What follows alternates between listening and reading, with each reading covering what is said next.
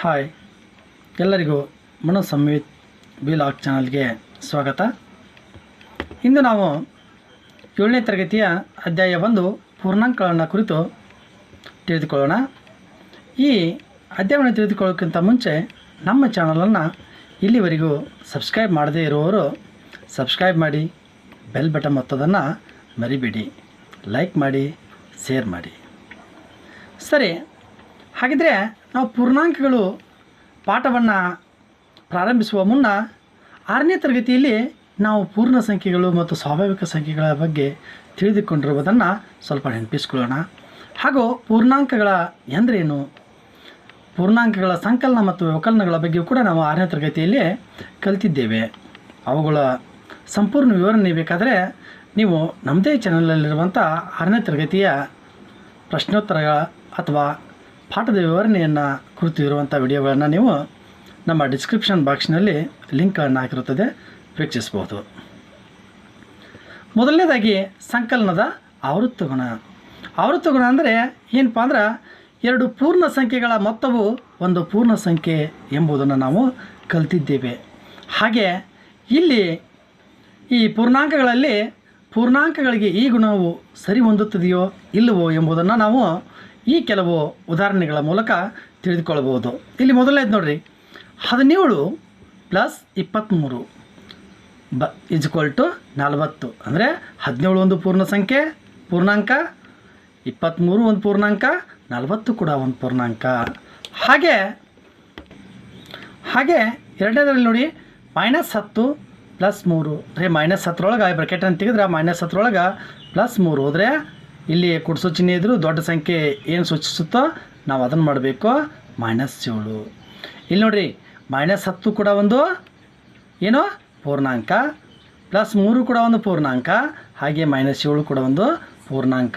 ಫಲಿತಾಂಶವು ಒಂದು ಏನಾಗಿದೆ, ಪೂರ್ಣಾಂಕವಾಗಿದೆ.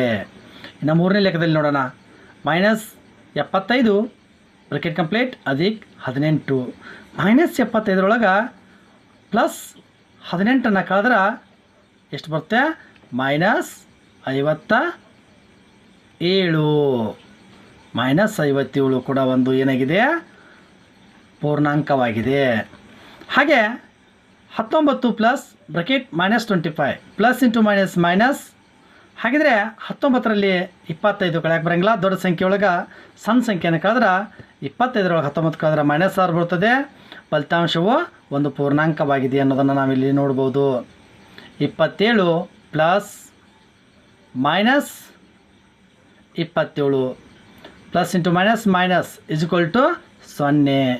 0. 0 ಕೂಡ ಒಂದು ಏನಪ್ಪ ಅಂದ್ರೆ ಪೂರ್ಣಾಂಕ. ಯಾಕಂದ್ರೆ ಪೂರ್ಣಾಂಕಗಳು ಎಲ್ಲಿಂದ ಬರ್ತಾವ, ಅನಂತದ ಋಣ ಸಂಕೇತದಿಂದ 0ವರೆಗೂ, 0ಯಿಂದ ಅನಂತದ ಅಧಿಕ ಸಂಕೇತದವರೆಗೂ ಅವು ಏನು ಮಾಡ್ತಾವಪ್ಪ ಅಂದ್ರೆ ಪೂರ್ಣಾಂಕಗಳು ಮುಂದುವರಿತಾವ. Next -20 plus 0 = -20. ಇದು ಕೂಡ ಒಂದು ಏನಾಗಿದೆಪ್ಪ ಅಂದ್ರೆ ಪೂರ್ಣಾಂಕವಾಗಿದೆ ಅನ್ನೋದನ್ನು ನಾವಿಲ್ಲಿ ತಿಳಿದುಕೋಬೋದು. ಇವೆಲ್ಲವೂ ಕೂಡ ಏನಾಗಿದ್ದಾವ, ಪೂರ್ಣಾಂಕಗಳಾಗಿದ್ದಾವ. ಆದ್ದರಿಂದ ನಾವೇನು ಮಾಡ್ಬೋದು, ಪೂರ್ಣಾಂಕಗಳು ಸಂಕಲನದ ಆವೃತ್ತಗಣವನ್ನು ಹೊಂದಿದೆ. ಹೆಂಗೆ ಪೂರ್ಣಾಂಕಗಳು ಸಂಕಲನದ ಆವೃತ್ತ ಗುಣ ಹೊಂದಿದೆ ಎಂದು ನಾವು ಹೇಳುತ್ತೇವೆ. ಸಾಮಾನ್ಯವಾಗಿ ಯಾವುದೇ ಎರಡು ಪೂರ್ಣಾಂಕ ನೋಡಿರಿ, ಒಂದು ಎ ಪೂರ್ಣಾಂಕ ಮತ್ತೊಂದು ಬಿ ಪೂರ್ಣಾಂಕ, ಇವುಗಳೆರಡುಗಳ ಸಂಕಲನವು ಕೂಡ ಏನಾಗಿದೆ, ಪೂರ್ಣಾಂಕವಾಗಿದೆ ಎನ್ನುವುದನ್ನು ನಾವಿಲ್ಲಿ ತಿಳಿದುಕೊಳ್ಳಬಹುದು. ಈಗ ಇದರಲ್ಲಿರುವಂಥ ಎರಡನೇ ಅಂಶ ವ್ಯವಕಲನ ಆವೃತ್ತ ಗುಣ. ಇದು ಸಂಕಲನ ಮಾಡಿದ ರೀತಿಯೊಳಗೆ ವ್ಯವಕಲನವನ್ನು ಮಾಡೋದು. ಅಂದರೆ 7 - 9 ಅಂದರೆ ಇದರೊಳಗೆ ಇದನ್ಕಾದ್ರೆ ದೊಡ್ಡ ಸಂಖ್ಯೆ ಒಳಗೆ ಹೋದ್ರೆ -2. ಫಲಿತಾಂಶವು ಒಂದು ಪೂರ್ಣಾಂಕವಾಗಿದೆ. ಹಾಗೆ 17ರಲ್ಲಿ ಮೈನಸ್ ಇಂಟು ಮೈನಸ್ ಪ್ಲಸ್, ಇದನ್ನು ನೆನಪಿಟ್ಕೋಬೇಕು ನಾವು, ಮೈನಸ್ ಇಂಟು ಮೈನಸ್ ಪ್ಲಸ್. ಇದು ಆನ್ಸರು 4 ಆಗಂಗಿಲ್ಲ, ಏನಾಗುತ್ತೆ +38 ಅಂದರೆ 38 ಆಗುತ್ತೆ, +38. ಇದು ಕೂಡ ಒಂದು ಪೂರ್ಣಾಂಕ. -8 ಮೈನಸ್ ಬ್ರಾಕೆಟ್ ಕಂಪ್ಲೀಟ್ -14 ಅಂದರೆ -2 + 6 ಆಗುತ್ತೆ. ಇದು ಕೂಡ ಒಂದು ಪೂರ್ಣಾಂಕ. -21 minus into minus plus 10 plus ಅಲ್ಲ ಇದು -11 ಯಾರು ಪ್ಲಸ್ ಹಾಕಿದ್ದಾರೆ -11 ಫಲಿತಾಂಶವು 1 ಏನಾಗಿದೆ ಪೂರ್ಣಾಂಕವಾಗಿದೆ ಅಂತೇಳಿ ನಾವಿಲ್ಲಿ ಹೇಳ್ಬೋದು. ಹೀಗೆ ಕೆಲವೊಂದು ಇವೆಲ್ಲ ಉದಾಹರಣೆಗಳನ್ನು ಗಮನಿಸಿದಾಗ ಎ ಮತ್ತು ಬಿ ಎರಡು ಪೂರ್ಣಾಂಕಗಳಾದಾಗ ಎ ಮೈನಸ್ ಬಿ ಸಹ ಒಂದು ಪೂರ್ಣಾಂಕ ಅಥವಾ ಪೂರ್ಣ ಸಂಖ್ಯೆ ಎನ್ನುವುದನ್ನು ನಾವಿಲ್ಲಿ ಗಮನಿಸ್ಬೋದು. ಆದ್ದರಿಂದ ಇದು ಪೂರ್ಣಾಂಕಗಳು ವ್ಯವಕಲನದ ಆವೃತ್ತ ಗುಣವನ್ನು ಕೂಡ ಹೊಂದಿದ್ದಾವೆ ಅಂತೇಳಿ ನಾವಿಲ್ಲಿ ತಿಳಿದುಕೋಬೋದು. ಇನ್ನು ಪರಿವರ್ತನೀಯ ಗುಣ ಅಂದರೆ ಅದಲು ಬದಲು ಮಾಡೋದು. ಎರಡು ಪೂರ್ಣಾಂಕಗಳನ್ನು ಅದಲು ಬದಲು ಮಾಡಿ ಕೂಡಿದಾಗ ಅವುಗಳ ಮೊತ್ತ ಏನಾಗಿರ್ತೈತಪ್ಪ ಅಂದ್ರೆ ಮತ್ತೊಂದು ಪೂರ್ಣ ಸಂಖ್ಯೆನ ಆಗಿರ್ತೈತಿ ಪೂರ್ಣ ಸಂಖ್ಯೆಗಳನ್ನು ಮಾಡಿದಾಗ. ಹಾಗೆ ಪೂರ್ಣಾಂಕಗಳನ್ನು ಸಹ ನಾವು ಅದಲು ಬದಲು ಮಾಡಿದಾಗ ಅಲ್ಲಿ ನಮಗೆ 5 -6 ಇದನ್ನು ಸಂಕಲನ ಮಾಡಿದಾಗ -1 -6 +5 ಇದನ್ನು ಸಂಕಲನ ಮಾಡಿದಾಗ ಕೂಡ ನಮಗೆ ಆನ್ಸರ್ ಏನು ಬರುತ್ತೆ -1. ಹೀಗೆ ನಮಗೆ ಬೇಕಾದಷ್ಟು ಉದಾಹರಣೆಗಳನ್ನು -8 + -9 ಅಂದರೆ ಉತ್ತರ -17 ಅದಲು ಬದಲು ಮಾಡಿದಾಗ ಕೂಡ ಅದರ ಉತ್ತರ -17. ಹೀಗೆ ನಮ್ಗೆ ಪ್ರತಿಯೊಂದು ಸಮಸ್ಯೆಗಳನ್ನು ಹೀಗೆ ವೀಕ್ಷಿಸುತ್ತಾ ಹೋದಾಗ ನಮಗಿಲ್ಲಿ ಕಂಡು ಬರೋದು ಏನಪ್ಪ ಅಂದ್ರೆ ಅವು ಅದಲು ಬದಲಾದರೂ ಕೂಡ ಅವೇನಾಗ್ತವೆ ಸಾಮಾನ್ಯವಾಗಿ ಯಾವುದೇ ಎರಡು ಪೂರ್ಣಾಂಕಗಳು ಎ ಮತ್ತು ಬಿಗಳಿಗೆ a + b = b + a ಆದಾಗ ಅವುಗಳ ಪರಿವರ್ತನೆಯ ಗುಣವನ್ನು ಅವು ಹೊಂದಿರುತ್ತವೆ ಎನ್ನುವುದನ್ನು ನಾವು ಏನು ಮಾಡ್ಬೋದು ಇಲ್ಲಿ ತಿಳಿದುಕೋಬೋದು. ಇನ್ನು ಸಹವರ್ತನೀಯ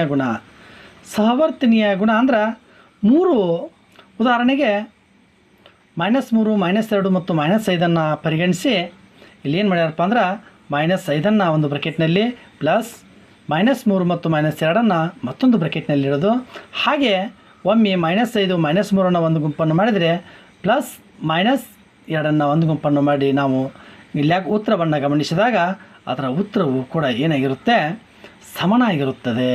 ಅದರ ಉತ್ತರ ಏನು ಬರುತ್ತೆಪ್ಪ ಅಂದ್ರೆ ಇಲ್ಲಿ ನೋಡೋಣ ನಾವೀಗ. ಹಾಗೆ -5 -3 -2 ಪ್ಲಸ್ ಇಂಟು -1 ಇಲ್ಲಿ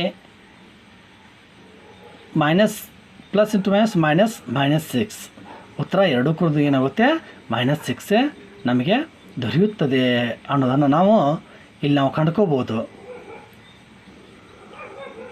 ನೋಡಿರಿ ಇಲ್ಲಿ -5 ಪ್ಲಸ್ -3 -8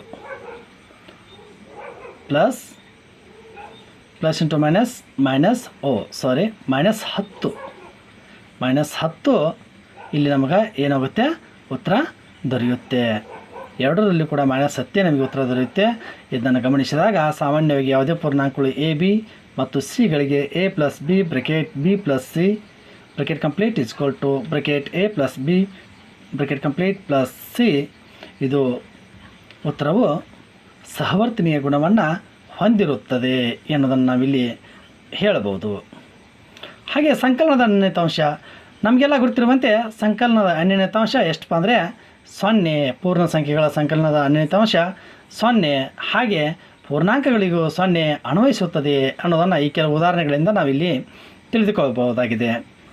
ಉದಾಹರಣೆ 1 -8 + 0 = -8. ಈ -8 ಕೂಡ ಏಕೆಂದರೆ ಉತ್ತರ ಬದಲಾವಣೆ ಆಗಂಗಿಲ್ಲ.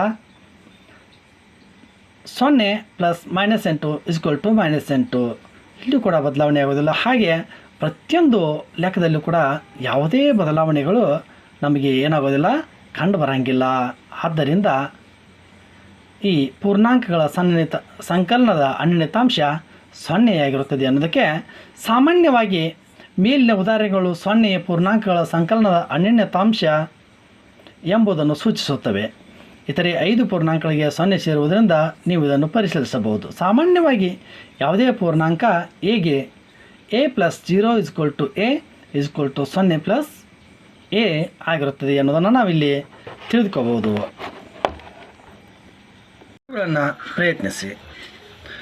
ಮೊತ್ತವು ಮುಂದೆ ನೀಡುವ ಉತ್ತರವನ್ನು ಕೊಡುವಂತೆ ಒಂದು ಜೊತೆ ಪೂರ್ಣಾಂಕಗಳನ್ನು ಬರೆಯಿರಿ. ಎ ಒಂದು ಋಣಪೂರ್ಣಾಂಕ.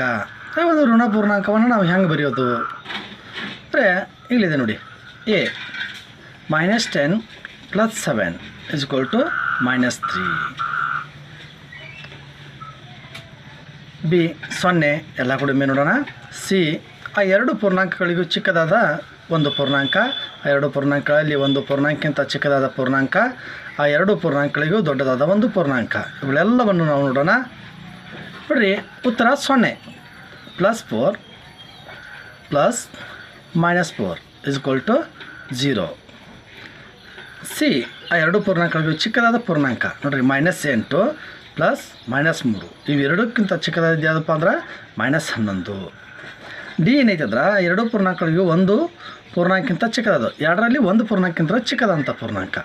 ನೋಡಿರಿ, ಡಿ 11 + 11 + -4 = 7. ಅಂದರೆ ಈ 7 ಈ 11ಕ್ಕಿಂತ ಚಿಕ್ಕದು. ಎರಡೂ ಪೂರ್ಣಾಂಕಗಳಿಗಿಂತವು ದೊಡ್ಡದಾದ ಪೂರ್ಣಾಂಕ 10 + 5 = 15. ಎರಡನೇದನ್ನು ನೋಡೋಣ. ವ್ಯತ್ಯಾಸವು ಮುಂದೆ ನೀಡಿರುವ ಉತ್ತರವನ್ನು ಕೊಡುವಂತೆ ಒಂದು ಜೊತೆ ಪೂರ್ಣಾಂಕಗಳನ್ನು ಬರೆಯಿರಿ. ವ್ಯತ್ಯಾಸ ನೋಡಿರಿ, ವ್ಯತ್ಯಾಸ ಏನೈತಪ್ಪ ಅಂದ್ರೆ ಒಂದು ಋಣ ಪೂರ್ಣಾಂಕ. ಅಂದರೆ ಇಲ್ಲಿ ಕಳೆದಾಗ ನಮಗೆ ಏನು ಬರಬೇಕು, ಒಂದು ಋಣ ಪೂರ್ಣಾಂಕ ಬರಬೇಕು. -*- ಅಂದರೆ ಇಲ್ಲಿ ಬಂದಿದ್ದೇನೋ -24 ಒಂದು ಋಣ ಪೂರ್ಣಾಂಕ. ಬಿ 0 ಬರಬೇಕು, 0 ಇದೆ. ಸಿ ಆ ಎರಡೂ ಪೂರ್ಣಾಂಕಗಳಿಗಿಂತ ಚಿಕ್ಕದಾದ ಪೂರ್ಣಾಂಕ ನೋಡಿ, +9 + 6 = +3 ಅಂದರೆ ಇವೆರಡಕ್ಕಿಂತ ಚಿಕ್ಕದು. ಡಿ ಆ ಎರಡೂ ಪೂರ್ಣಾಂಕಗಳಲ್ಲಿ ಒಂದು ಪೂರ್ಣಾಂಕಕ್ಕಿಂತ ಚಿಕ್ಕದಾದ ಪೂರ್ಣಾಂಕ. ಇವೆರಡೂ ಪೂರ್ಣಾಂಕಗಳಲ್ಲಿ ಒಂದು ಪೂರ್ಣಾಂಕಕ್ಕಿಂತ ಚಿಕ್ಕದಾದ ಪೂರ್ಣಾಂಕ ನೋಡಿರಿ, 15 9 ಎರಡಕ್ಕಿಂತಲೂ ಕೂಡ ಚಿಕ್ಕದಾದ ಪೂರ್ಣಾಂಕ ಸಿಕ್ಕಿದೆ ನಮಗೆ. 3 - -3 = 6 ಅಂದರೆ ಇವೆರಡು ಪೂರ್ಣಾಂಕಗಳಿಗಿಂತ ದೊಡ್ಡದಾದ ಪೂರ್ಣಾಂಕವು ನಮಗೆ ಇಲ್ಲಿ ಸಿಗುತ್ತೆ.